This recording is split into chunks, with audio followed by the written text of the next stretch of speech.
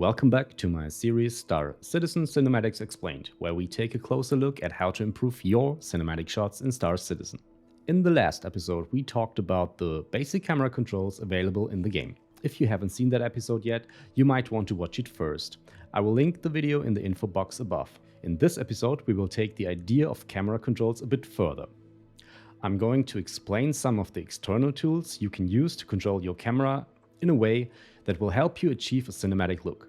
First, I'll elaborate on camera rotation, and afterwards I'll provide more information on how to get the most out of your gamepad and joystick. In Star Citizen, you can make the in-game camera circle around your character or your ship by using the free look mode. In other words, by holding down Y or Z depending on your language settings, and by moving your mouse. Now combine this movement with a longer focal length and some depth of field, and you already get a pretty nice look. The problem is, however, that movement is not going to be as smooth as we are used to in professional films. In movies, we usually see perfectly stable camera shots because the producers can afford very expensive equipment. Steadicams, gimbals,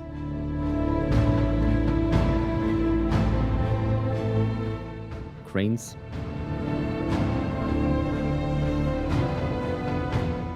cable cams,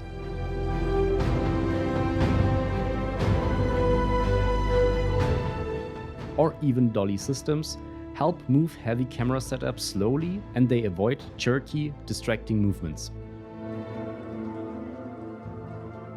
Good news though.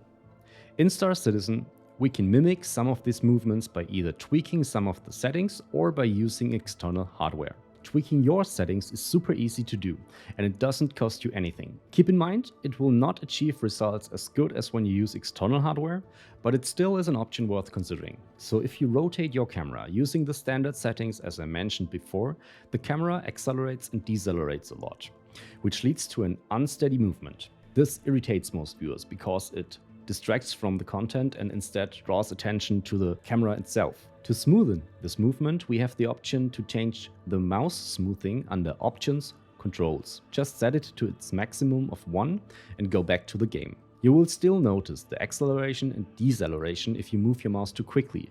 But now the trick is to only move your mouse a tiny bit while holding down Z or Y. I mean, obviously, it's going to be super hard, maybe even physically impossible, to achieve absolute stability. So you might have to try a few times before you get a good and steady shot. I mostly used this method when my old controller didn't get recognized by my system, which happened from time to time, but also if I want to capture steady first-person shots, since this is much more pleasant for the viewers to watch.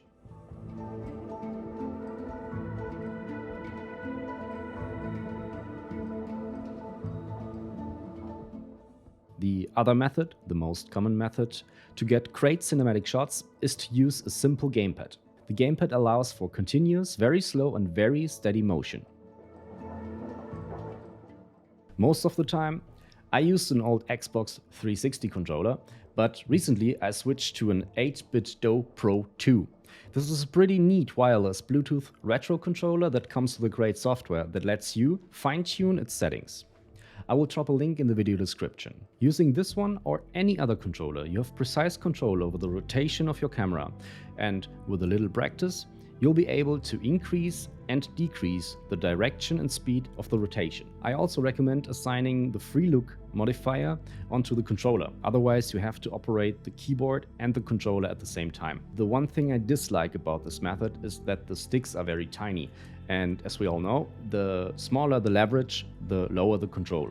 However, you can circumvent the size problem by using a joystick. Its design automatically provides longer lever travel for greater control. To make this work, you go to the options, key bindings, choose your joystick, go to advanced controls customization, and first you have to unbind your flight movement, and then bind it on Vehicles View. Look left right, look up down, and then I recommend saving your profile so you can always restore your default loadout. If you now hold down your free look modifier, you can easily rotate your camera with your joystick.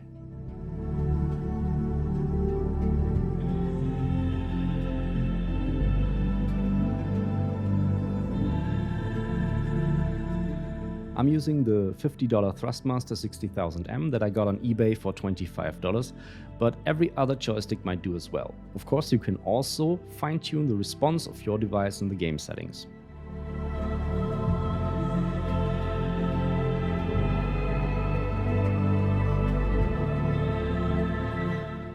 In my opinion, it really doesn't matter how much you paid for your controller or your joystick. You could even try switching to other input devices like MIDI controllers, trackballs or foot pedals, as long as it fits your purpose and you get some great cinematic shots.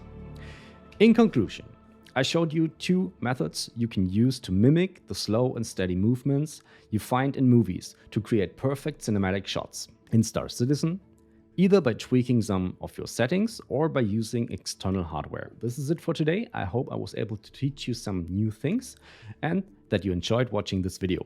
If you want to support me, share this video with your friends on your Discord. But most importantly, try it for yourself and capture some great scenes. I'll see you in the next video where we'll talk about exposure and lighting. Thank you for watching and have a great time.